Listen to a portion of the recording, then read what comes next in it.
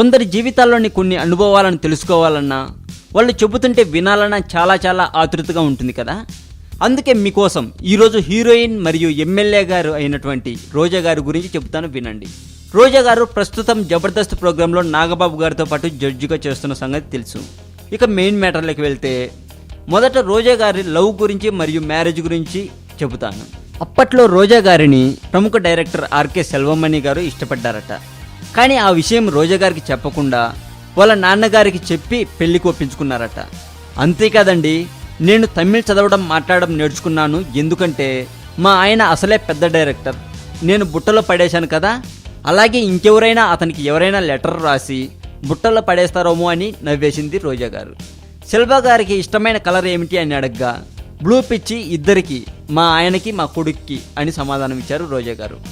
ఇలా సెల్వా గారికి సైలెంట్గా ఉండే ప్లేసులు అంటే ఇష్టమని, అందుకే తను వాళ్ళ ఇంట్లో ఒక రూమ్ని సైలెంట్గా ఉంచుకుంటారు అని కూడా చెప్పారు. ఇష్టమైన హీరోయిన్ శ్రీదేవి గారు, ఆమె వాళ్ళ హస్బెండ్కి ఫ్రెండ్ అని కూడా చెప్పారు రోజా గారు.